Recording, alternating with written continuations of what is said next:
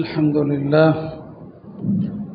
نحمده ونستعينه ونستغفره ونؤمن به ونتوكل عليه ونعوذ بالله من شرور أنفسنا ومن سيئات أعمالنا من يهد الله فلا مضل له ومن يضلل فلا هادي له أشهد أن لا إله إلا الله وحده لا شريك له وأشهد أن سيدنا ونبينا ومولانا محمدا عبده ورسوله أرسله ربه بالحق بشيرا ونذيرا وداعيا إلى الله بإذنه وسراجا منيرا صلى الله تعالى عليه وعلى آله وصحبه وبارك وسلم تسليما كثيرا أما بعد فأعوذ بالله من الشيطان الرجيم بسم الله الرحمن الرحيم يا أيها الذين آمنوا لا تأكلوا أموالكم بينكم بالباطل إلا أن تكون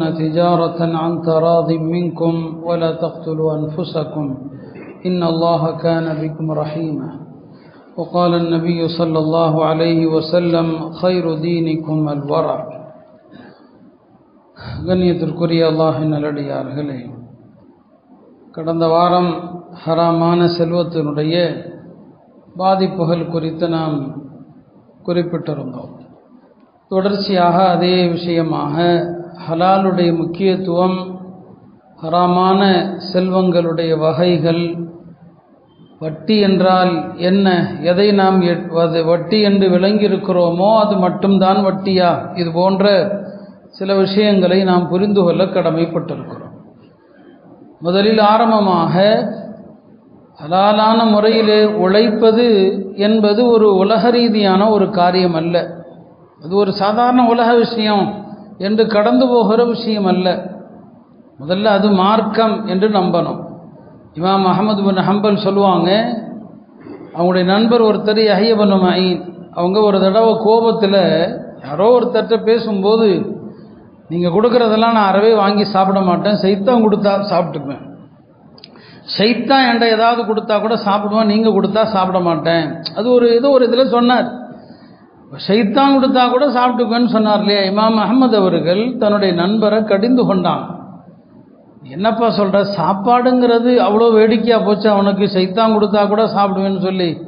குர்ஆனில் அல்லாஹ் அமலுக்கு முன்னால் 9 பற்றி தான் சொல்கிறான். குலூ மின த்வையிபா, ஹலாலை உண்ணுங்கள், அமலு சாலிஹா, நல்ல அமல் செய்யுங்கள். அமல்கள் செய்வதற்கு முன்னால் சாப்பிட சொல்கிறான் அல்லாஹ் ஹலாலை. அப்போ அமலுக்கு முன்னால் ஹலாலை சாப்பிட்றது முக்கியம்.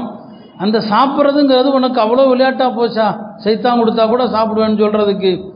முதல்ல ஹலால் உழைப்பு என்பது, ஹலாலான வருமானம் என்பது, அதற்காக உழைப்பது என்பது அது மார்க்கம், அது தீன். அது மௌலானா தகி உஸ்மானி தாமத் பரகாத்துஹும் அவங்க விளையாட்டாக சொல்லுவாங்க, இந்த காலத்தில் மக்களுடைய குறிக்கோள் என்ன ஆயிடுச்சுன்னா, யாராவது ரோட்டில் போகிற ஒரு முஸ்லீமை கூப்பிட்டு எப்போ சொர்க்கம் போறியா நரகம் போறியான்னு கேட்டால் 4 காசு எங்கே கிடைக்குமோ அங்கே போகிறேன், அதை சொல்லுங்கம்மா.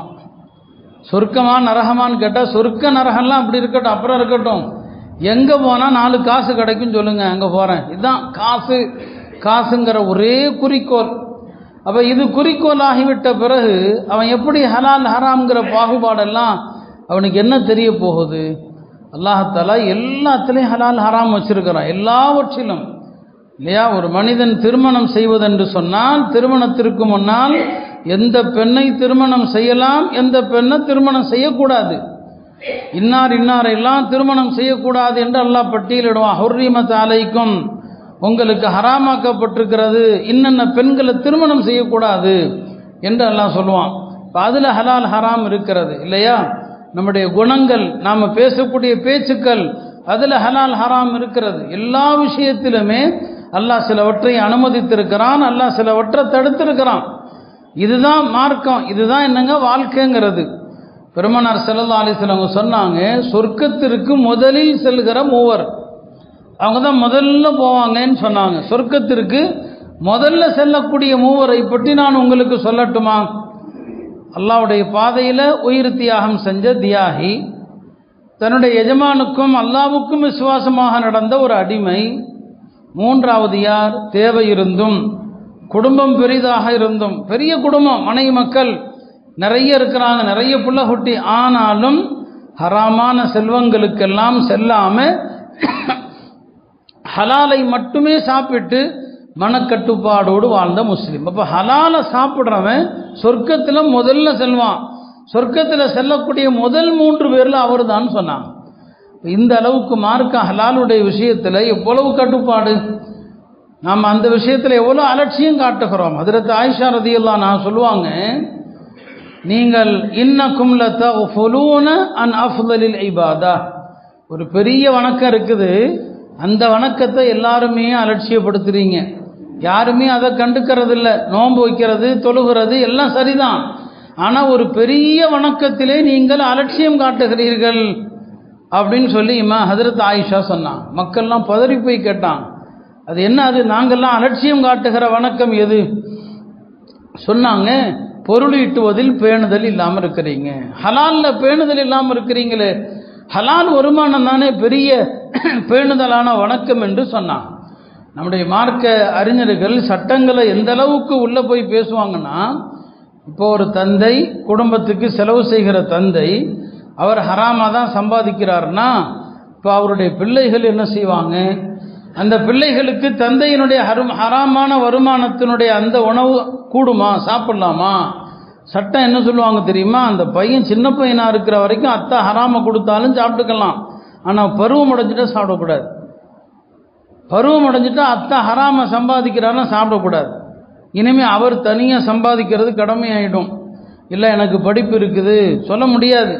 இப்போ இந்த அளவுக்கு மார்க்க சட்டங்கள் ஹலாலுடைய விஷயத்தில் இவ்வளவு தெளிவான வழிகாட்டுதல்கள் நமக்கு இருக்குது. ஆனால் இந்த விஷயத்தில் தான் நாம் அலட்சியம் செஞ்சிட்டு இருக்கிறதுனால தான் நம்முடைய துவாக்கள் ஏற்றுக்கொள்ளப்படாமல் அநியாயக்கார ஆட்சிகள் மீண்டும் தொடருது. நாட்டில் அநியாயங்களும் தொடர்ந்து கொண்டு தான் இருக்குது. எந்த மாற்றமும் இல்லை. பெரிய மாற்றங்கள் எல்லாம் நம்ம ஏற்படலாம் என்று நினைச்சாலுமே கூட நிலைமை நாளுக்கு நாள் மோசமாக தான் இருக்குது. நம்முடைய வணக்கங்கள் சரியாகணும்னா உள்ளே போகிற இறைச்சினங்க உணவு சரியாகணும். உலமாக்கள் சொல்லுவாங்க, ஒரு மனிதனுடைய இறைப்பை இருக்கு இல்லையா, அது வயிற்றுக்குள் இருக்கிற தொட்டி. இங்கே ஒரு ஹவுஸ் இருக்கு இல்லையா, இது மாதிரி என்னங்க ஒரு தொட்டி. அது ஒரு ஹவுஸ் இருக்குன்னா அதற்கு தண்ணி விழக்கூடிய குழாயும் இருக்கும். அந்த குழாயில் சுத்தமான தண்ணி வந்தால் ஹவுஸில் விழக்கூடிய தண்ணி சுத்தமாக இருக்கும். அந்த குழாய் வழியாக சாக்கடையும் அசுத்தமும் வந்தால் ஹவுஸில் கொட்டுறதும் அசுத்தமாக தான் இருக்கும். நம்ம எல்லாரும் வயிற்றுக்குள்ளேயும் ஒரு தொட்டி இருக்குது, இறைப்பைங்கிற தொட்டி இருக்குது.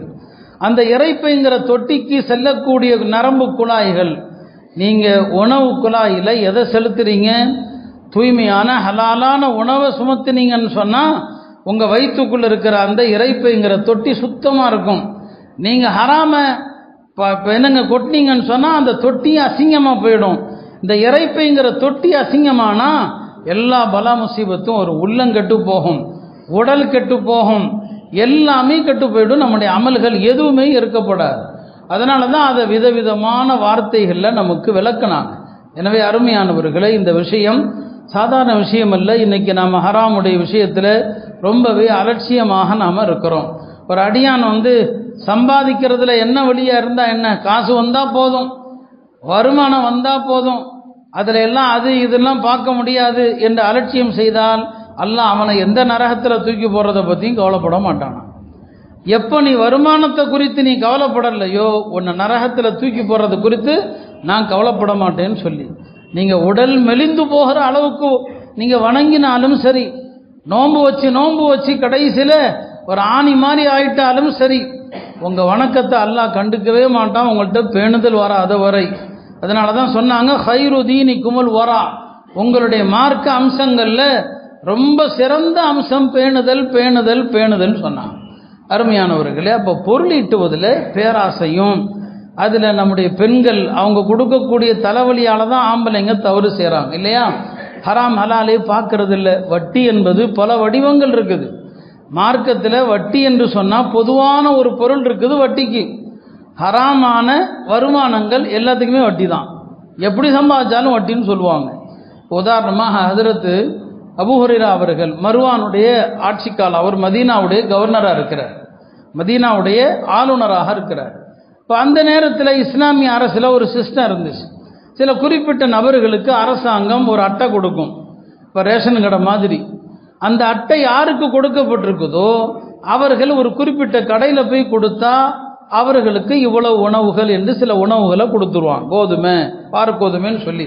அது யாருக்கு, அரசாங்கம் யாருக்கு அட்டை கொடுத்துருக்குதோ அந்த அட்டையை வச்சிருக்கிறவங்க அந்த குறிப்பிட்ட காலத்தில் போய் கொடுத்தா அவங்களுக்கு உணவு கொடுக்கப்படும்.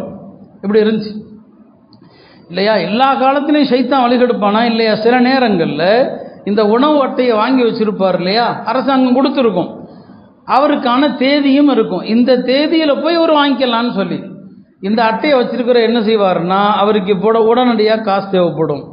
அவர் என்ன செய்வார், இந்த அட்டை இல்லாத ஒருத்தண்ட போய், எப்பா எனக்கு இந்த அட்டையை கொடுத்தா உணவு கிடைக்கும், உணவு பொருள் கிடைக்கும், நீ இந்த அட்டையை கொடுத்து வாங்கிக்க அந்த தேதியில், எனக்கு இப்போ காசை கொடுத்துரு, எனக்கு இப்போ காசை கொடுத்துருன்னு சொல்லி மக்கள் என்ன செஞ்சாங்க, அப்படி இந்த அட்டைகளை விற்றாங்க. அபூ ஹுரைரா நேராக மர்வான் இடத்துல போனாங்க. போய் சொன்னாங்க, என்ன வட்டியை ஹலாலாக்கிட்டீங்களான்னு கேட்டான். வட்டியை ஹலாலாக்கி, அப்படி தான் கேட்குறாரு, நீங்கள் என்ன வட்டியை ஹலல் தர் ரீபா, வட்டியை ஹலாலாக்கிட்டீங்கிறார். அவர் ஆடி போயிட்டார், நான் எங்கங்க வட்டி ஹலாலாக்குன்னு, நான் எப்போ வட்டி கூடுன்னு சொன்னேன்? உங்கள் ஆட்சியில் மக்கள் செய்கிறத பார்த்தீங்களா, இந்த உணவு அட்டைகளை விற்கிறாங்க, உணவு அட்டைகளை விற்கிறாங்க. பெருமானாருடைய ஒரு ஹதீஸ் இருக்கிறது, எந்த பொருளும் கைக்கு வருவதற்கு முன்னால் விற்கிறது ஹராம். எந்த பொருளும் நம்ம கைக்கு வந்த பிறகு அடுத்தவருக்கு விற்கலாம். ஒரு பொருளை நீங்கள் வாங்குறீங்க, நீங்கள் இன்னொருத்தருக்கு அதை எப்போ விற்கலான்னு சொன்னால் நீங்கள் அதை கைப்பற்றணும். உங்கள் கைக்கு வராமல் அடுத்த ஆளுக்கு விற்றா அதுவும் வட்டி, அதுவும் என்னதான் வட்டி தான். இப்போ இந்த உணவு அட்டையை வச்சிருக்கிறவங்க அவங்க கடையில் போய் அந்த பொருளை வாங்கி அதுக்கப்புறம் யாருக்காவது விற்றா அது வேறு விஷயம். ஆனால் நடக்கிறது என்ன, இந்த உணவை கைப்பற்றாமல் இவர் உணவு அட்டையை விற்கிறாரு, இது வட்டின்னு சொன்னான். உடனே அவர் உத்தரவு போட்டார், எல்லா கையிலிருந்தும் இந்த அட்டைகளை எல்லாம் பிடுங்குங்கன்னு சொன்னார். அப்போ என்னன்னா, சஹாபாக்கள் ஹராமான வருமானம் எந்த வழியில் வந்தாலும் வட்டி. நாங்கள் ஒரு முஸ்லீம் மது வியாபாரம் பண்ணுறான், அந்த மதுவை விற்று வருகிற காசு வட்டின்னு சொன்னாங்க. வட்டின்னு சொன்னால் ஒரு குறிப்பிட்ட ரகம், ஏதோ லோனு மட்டும்தான் வட்டி, ஒரு குறிப்பிட்ட வகை இல்லை, ஹராமான வருமானங்கள் என்னென்ன வடிவத்தில் இருக்கிறதோ எல்லாமே வட்டி தான். அதை புரியாமல் நாம் எத்தனையோ தவறுகளை நாம் செய்கிறோம். போய் பேராசை தானே, பொருள் ஈட்டுவதில் உள்ள பேராசையினால தான் எவ்வளவு பிரச்சனை. வட்டி வாங்கிறதும் ஹராம், கொடுக்கறதும் ஹராம். நம்மள்கிட்ட என்ன பொருளாதாரம் இருக்குது, ஒரு வீடு கட்டலாம் நினைக்கிறோன்னு சொன்னால் வீடு கட்டுவதற்கு என்ன பட்ஜெட் ஆகும், நம்மள்கிட்ட என்ன இருக்குது, இந்த வீடு கடைசி வரைக்கும் கட்டி முடிக்கிற அளவுக்குள்ள பொருளாதாரம் என்ன, இதெல்லாம் யோசிக்கிறது இல்லை. கண்ணா பின்னான்னு ஆரம்பிச்சிட வேண்டியது, பாதியில் நிறுத்த வேண்டியது, பேங்கில் லோன் வாங்க வேண்டியது. எவ்வளவு வீடுகள் இன்னைக்கு வங்கிகள் மூலமாக தடுக்கப்பட்டிருக்கிறத பார்க்குறோம். ஒரு பக்கம் ஹராமு, சொந்த வீடும் இடமும் கைவிட்டு போகிற அபாயம், இதெல்லாம் பேராசை. இன்னொரு வகை தவறு பெரும் பரவலாக நடக்குது, எல்லா தரப்புலையும் நடக்குது. மார்க்கத்தில் கூட்டு வியாபாரத்துக்கென்று வழிமுறைகள் இருக்குது. ஒரு வியாபாரத்தில் நீங்கள் பார்ட்னர் ஆகிறீங்கன்னு சொன்னால் அதுக்கென்று மார்க்கத்தில் ஷரத்துகள், நிபந்தனைகள், வழிமுறைகள், அந்த வழிமுறைகளுக்கு உட்பட்டு தான் வியாபாரம். சரிங்களா? எந்த ஒரு வியாபாரத்தில் நீங்கள் சேர்ந்தாலும் லாப நஷ்டத்தில் பங்கெடுக்கணும். லாபமோ நட்டமோ சதவீதம், நீங்கள் இவ்வளவு பணம் கொடுக்குறீங்க, லாபத்தில் உங்களுக்கு இத்தனை சதவீதம், அதுதான் மார்க்க அனுமதிக்கும். இன்றைக்கு என்ன நடக்குது, ஏதோ ஒருத்தட்ட பணத்தை கொடுக்கறது, அது எதுவாக வேணாலும் இருக்கட்டும், பணத்தை கொடுக்கறது, நகையை கொடுக்கறது, மாதம் ஃபிக்ஸடாக ஒரு அமௌண்ட் 2000 5000, இது பெரிய வட்டி. அப்படி தானே, அந்த ஹிரிசில் தானே ஏதோ ஒரு வங்கியில் எல்லாம் நகையை வச்சதாக சொல்கிறாங்க. அதனுடைய முழுக்கதை எனக்கு தெரியாது, அதில் யார் என்ன செஞ்சாங்கன்னு தெரியாது. அதனால் நான் அதுக்குள்ளே போகல, நான் சட்டத்தை வளர்க்குறேன்.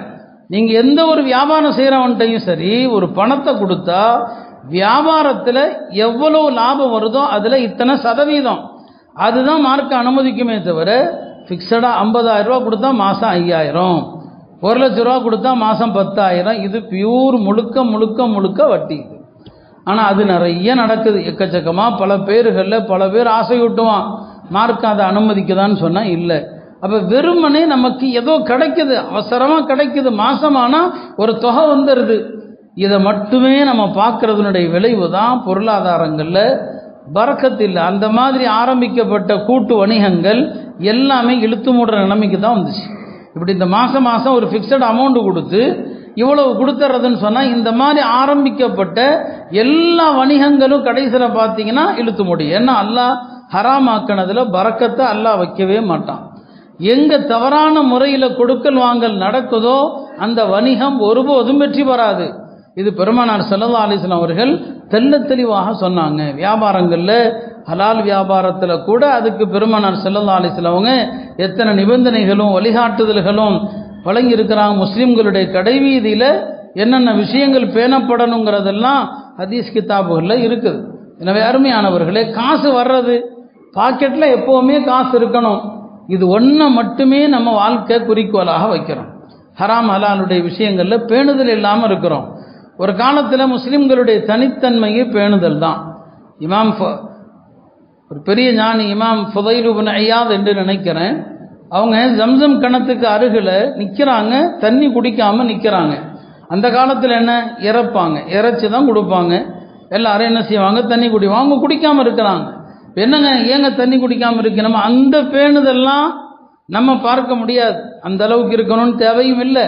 ஏதோ கொஞ்சமாக அவங்க சொன்னாங்க, மக்கள் எல்லாரும் அவங்கவுங்க வாளியை விட்டு தண்ணி எடுத்து குடிக்கிறாங்க. இதில் பல பேருடைய அந்த வாளி இருக்கு இல்லையா, இறைக்கிறதுக்குரிய வாளி, அது கூட ஹராமான காசில் சம்பாதிச்சது. அந்த வாளியில் ஜம்சமை இறைச்சி அந்த தண்ணியை நான் குடிக்கக்கூடாது. அதனால் எனக்கென்று ஒரு வாளியை தேடிட்டு இருக்கிறேன், அது கிடைச்சதும் இறைச்சி நான் குடிப்பேன்னு சொன்னான். இந்த அளவுக்கு பேணுதல் என்பது அந்த கால மக்களுடைய உச்சக்கட்டமான அடையாளம் அதுதான். இமாம் அஹ்மது பின் ஹம்பல் இடத்துல கேட்டாங்க, அந்த காலத்தில் ஹதீஸுகளை எழுதி வைக்கிறதுக்கு எல்லார்ட்டையும் பேப்பர் இவ்வளவு தாராளமாக இருக்காது. காகிதம் இருக்கும், பெரிய பெரிய தோலில் எழுதி வச்சுருப்பாங்க, மரத்தினுடைய இலைகள் பெரிய பெரிய இலைகளில் எழுதி வச்சுருப்பாங்க. இமாம் அஹ்மது இடத்துல ஒரு ஆள் கேட்டாங்க, இப்போ ஒருத்தர் இலைகளில் ஹதீஸுகளை எழுதி வச்சிருக்கிறார். அந்த ஹதீஸை இலைகளில் எழுதி வச்சிருக்கிறார் இல்லையா, அவர் கையில் இருந்து காற்றுல ஏதோ ஒரு இதில் அந்த இலைகள் எல்லாம் கீழே விழுந்துருச்சு. இப்போ அந்த கீழே விழுந்த இலையை இன்னொருத்தர் எடுக்கிறார். எடுத்து பார்த்தா அதில் ஹதீஸாக இருக்குது.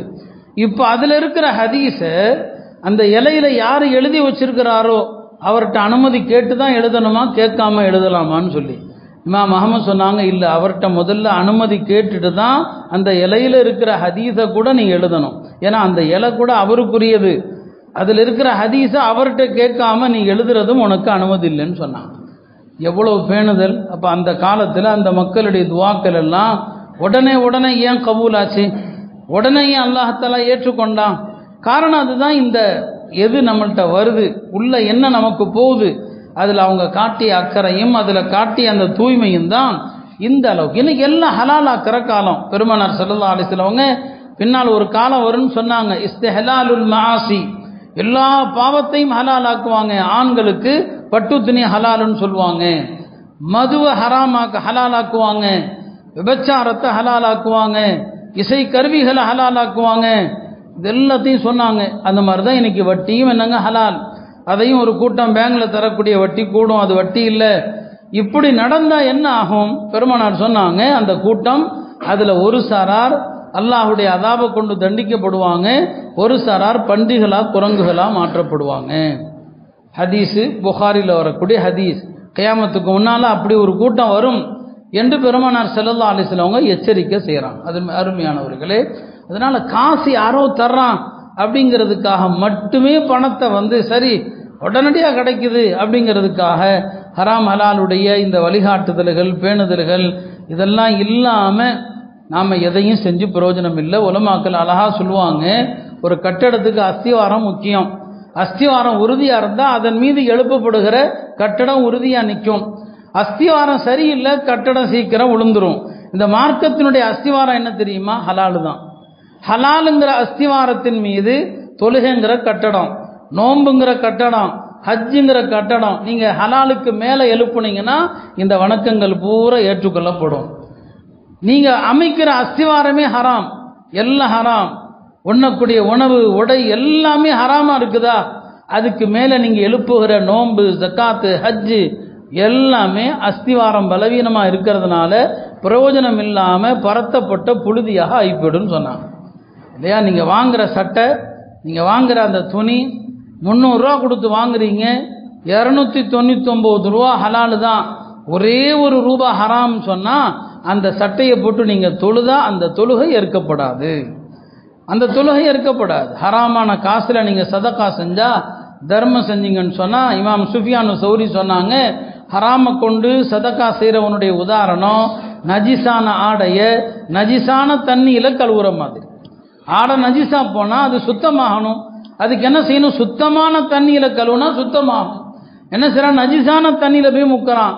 அந்த ஆடை சுத்தமாகுமா? ஆகாது.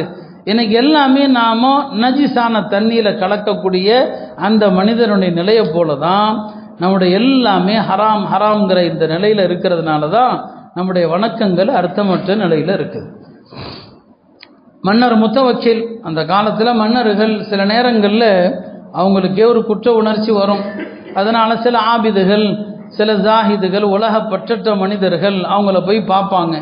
முத்தவக்கில் மன்னர் ஒரு மாளிகையை கட்டியிருந்தார். அந்த நேரத்தில் அவருடைய ஆட்சியில் பஹ்லூல் என்று ஒரு மனிதர் இருக்கிறார். ஒரு சாதா சீதா அப்பாவி, ஒரு அல்லாவுடைய அடியார். அவரை கூப்பிட்டு வந்து, அந்த அடியானை கூப்பிட்டு வந்து, என்னுடைய மாளிகை எப்படிப்பா இருக்குது, இதை பற்றி நீ என்ன சொல்கிறேன்னு கேட்டார். அவங்க சொன்னாங்களா, இந்த மாளிகையை நீங்கள் ஹலாலான செல்வத்தில் கட்டியிருந்தா, பியூர் ஹலாலான செல்வத்தில் நீங்கள் இதை கட்டியிருந்தீங்கன்னு சொன்னால் அப்பையும் நீங்கள் குற்றவாளி தான். ஏன்னா இவ்வளோ பெரிய அரண்மனை இஸ்ராஃப். இன்னல்லாஹ் லா யுஹிப்புல் முஸ்ரிஃபீன். அல்லாஹ் இஸ்ராஃப் செய்பவர்களை அல்லாஹ் விரும்புகிறதே இல்லை. எனவே நீ ஹலாலில் கட்டியிருந்தா கூட இது இஸ்ராஃபினால நீங்கள் அல்லாஹ்வுடைய கோபத்திற்குரிய ஆளு தான். ஒருவேளை அரசர்கள் பூரா என்ன தவறான வழியில் பொருளிட்டு இருப்பாங்க. ஹராமான காசில் இந்த அரண்மனையை கட்டியிருந்தா நீங்கள் மக்களுடைய பொது நிதியில் மோசடி செய்த துரோகி. இன்னல்லாஹ் லா யுஹிப்புல் ஹாயினீன். அல்லாஹ் துரோகிகளை மோசடி செய்பவர்களை விரும்புறதில்லைன்னு சொன்னான். அப்போ ரெண்டில் நீ எதை செஞ்சாலும் நீ குற்றவாளின்னு சொன்னான் இல்லையா? அப்போ அந்த அளவுக்கு ஒரு காலத்தில் இப்போ நம்ம வீட்டில் பெண்கள் வேலை செஞ்சிட்ருக்குறாங்க. திடீர்னு என்ன முடிஞ்சு சிலிண்டர் தீர்ந்து போச்சு. இப்போ என்ன செய்வோம்? ஒன்றும் பக்கத்து வீட்டில் சிலிண்டர் வாங்குவோம். சில நேரங்களில் ரொம்ப அவசரமான பொருளை ரொம்ப பழக்கம்னு சொன்னால் பக்கத்து வீட்டில் போய் சமைப்போம். பக்கத்து வீட்டு அடுப்பில் சமைக்கிற விஷயத்தில் கூட ஹலால் ஹராமுடைய பேணுதல் இருக்குது. அவங்க சிலிண்டரை வாங்கினா என்ன தப்பு? இமாம் அஹ்மது பின் ஹம்பல் ஒரு நோயிலிருந்து குணமடைஞ்சு திடீரென்று கடுமையான பசியில் இருக்கிறாங்க. எல்லாரும் அவசர அவசரமாக அவங்களுக்கு ஏதாவது ரொட்டியோ ஏதோ செஞ்சு கொடுக்கணும்னு சொல்லி ஒரு உணவை செஞ்சு கொண்டு வந்து வச்சுட்டாங்க. இமாம் அஹ்மது கேட்டாங்க, என்னப்பா இவ்வளோ சீக்கிரம் நம்ம அடுப்பில் எப்படி ரெடியாச்சு? இப்போ அவங்க சொன்னாங்க, ஏன்னா அந்த காலத்தில் அடுப்பை எரிக்கணும்னா அதுக்கு முன்னால் என்ன செய்யணும், நிறைய வேலைகள் இருக்குது. இப்போ மாதிரி உடனே பற்ற முடியாது இல்லையா, சிலிண்டர் அடுப்பு மாதிரி. என்னடா நம்ம வீட்டில் இவ்வளோ சீக்கிரம் எப்படி தயாராச்சுன்னு கேட்டாங்க. இப்போ அவங்க சொன்னாங்க, பக்கத்து வீட்டில் ஒருத்தர் சாலிஹன் இருக்கிறாரு, அவருடைய அடுப்பு ஆல்ரெடி எரிஞ்சிக்கிட்டு இருந்துச்சு. எரிஞ்சிக்கிட்டு இருக்கிற அடுப்பில் உங்களுக்குன்னு சொல்லி ரொட்டியை சுட்டு கொண்டு வந்தோன்னு சொல்லி இமாம் சொன்னாங்க, வேண்டாம் இந்த ரொட்டி வேணாம், தள்ளி கொடுங்க. என்னங்க என்ன தப்பு கேட்டாங்க. அவர் உங்கள் தோஸ்து தானேன்னு சொல்லி, தோஸ்து தான், நண்பர் தான். அவர் அரசாங்கத்தில் வேலை செய்கிறாரு, அரசாங்கத்துடைய பல சலுகைகளை அனுபவிக்கிறாரு. அரசாங்கத்திலிருந்து கிடைக்கிற எல்லாமே சுத்தமான ஹலாலுன்னு சொல்ல முடியாது, சந்தேகமும் இருக்கும். அதில் நான் சந்தேகத்திற்கிடமான அவருடைய அடுப்பில் சுடப்பட்ட ரொட்டி எனக்கு வேண்டாம், தள்ளி கொடுங்கன்ட்டான். எவ்வளோ பெரிய நம்ம இந்த அளவுக்குள்ள தூய்மை நிச்சயமாக நமக்கு சாத்தியம் இல்லை, யாருக்குமே, எனக்கோ உங்களுக்கோ சாத்தியம் இல்லை. இந்த வரலாறுகளை தெரிந்து குறைஞ்சபட்சம் தெளிவான ஹராம் சொன்னமா இல்லையா? பணத்தை கொடுத்து மாதம் 5000 வாங்குறது, மாதம் 10,000 வாங்குறது, ஃபிக்ஸடாக ஒரு அமௌண்ட் வாங்குறது, இதெல்லாம் தெளிவான ஹராம். இது தெளிவான வட்டியில் கட்டுப்பட்டது.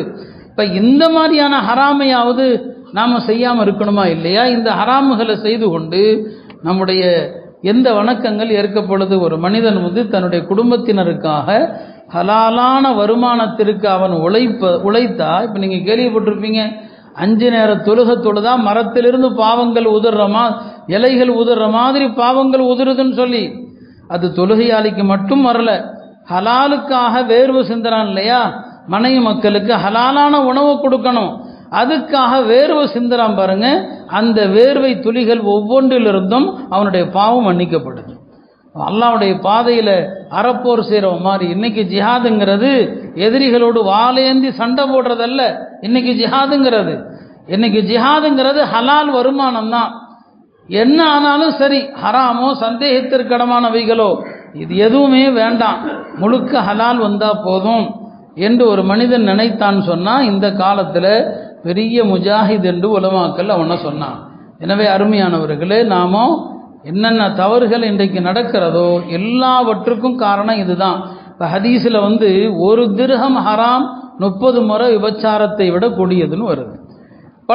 பலருக்கும் இந்த ஹதீஸில் ஒரு ஐயமும் இருக்குது. என்னங்க, ஜினாவை விட ஒரு ஹராமான ஒரு பைசா கடினமானதா? அதுவும் எத்தனை தடவை? 30 தடவை. விபச்சாரம் செய்வதை விட ஒரே ஒரு திரகம் வட்டி கடுமையானது. ஹதீஸ் அப்படிதான் இருக்குது.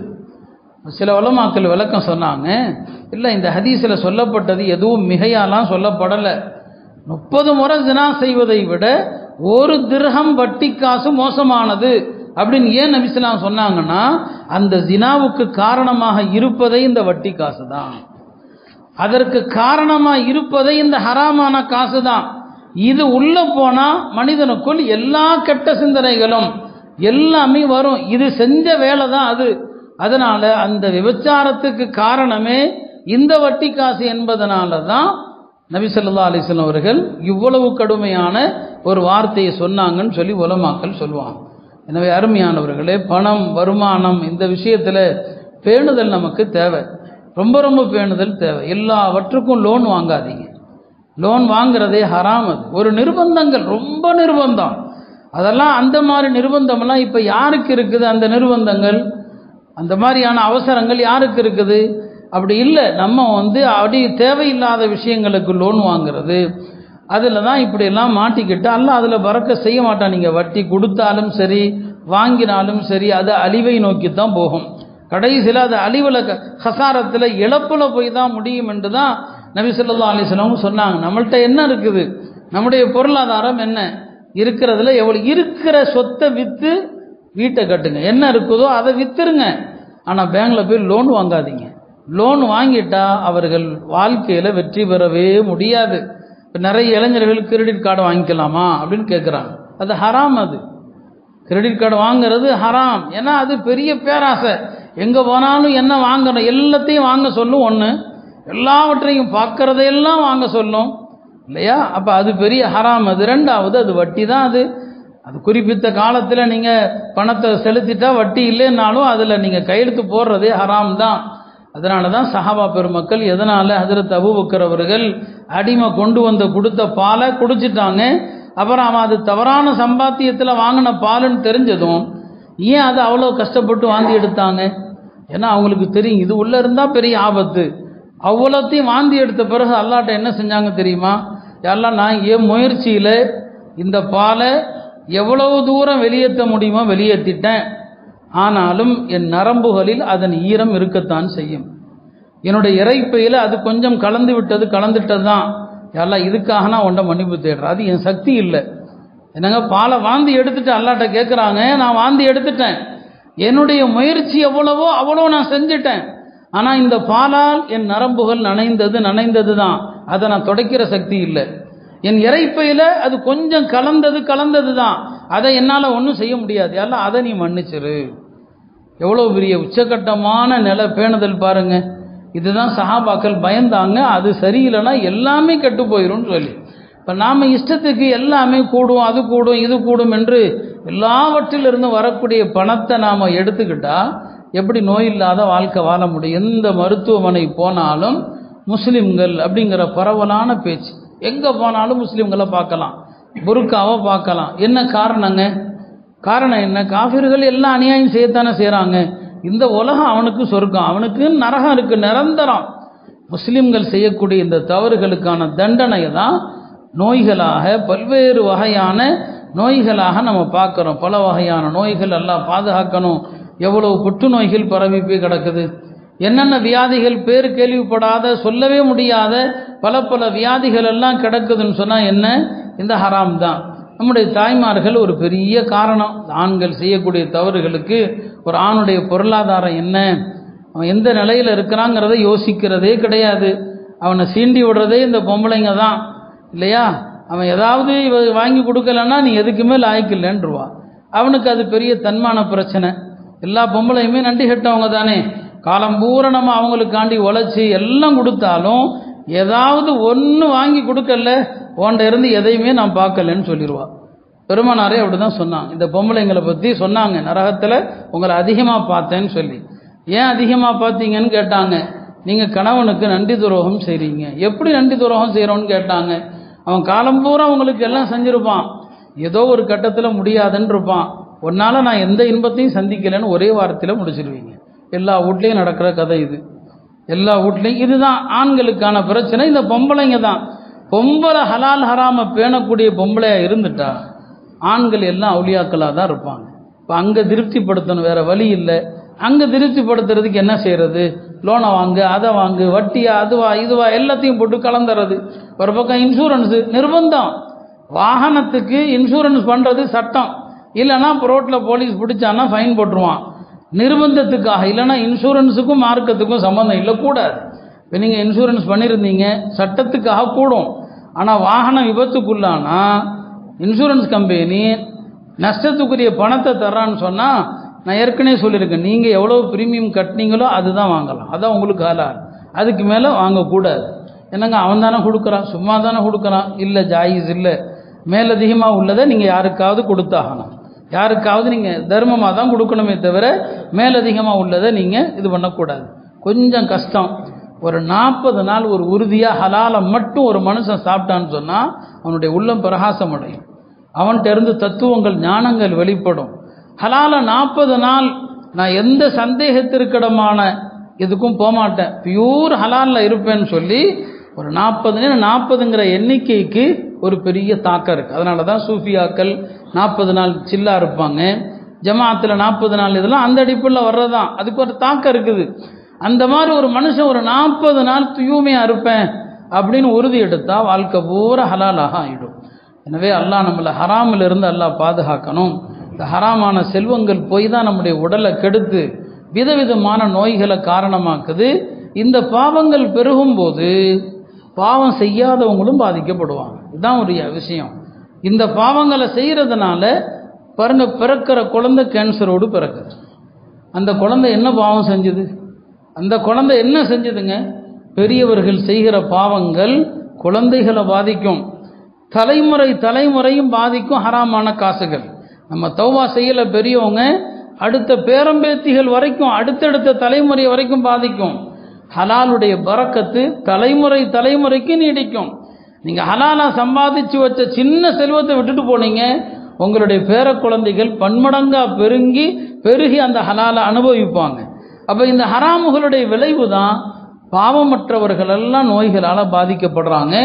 அவர்களுடைய சாபங்கள் எல்லாம் இந்த பாவம் செய்கிறவங்களை தான் பீடிக்கும் என்பதை நாம் மறந்துடக்கூடாது. அல்லாஹ் தஆலா இந்த ஹராமான சந்தேகத்திற்கிடமான பொருளீட்டுகிற வழிகளிலிருந்து அல்லாஹ் இந்த உம்மத்தை பாதுகாத்து கொஞ்சமானாலும் சரி பரக்கத்தான நிறைவான ஹலாலான ரிஸ்கை அல்லாஹ் நமக்கும் நம் சந்ததிகளுக்கும் தந்தல்வானாக. எல்லா விதமான நோய் நொடிகளை விட்டு அல்லாஹ் நம்மை பாதுகாப்பானாக. ஆட்சியாளர்களுடைய இதயங்களை அல்லாஹ் இலகச் செய்வானாக. இந்த சமூகத்துக்கு இருக்கக்கூடிய எல்லா விதமான ஆபத்தான சூழல்களையும் சாதகமாக மாற்றுவானாக. வ ஆகிரு தஅவானா அனில் ஹம்துலில்லாஹி ரப்பில் ஆலமீன்.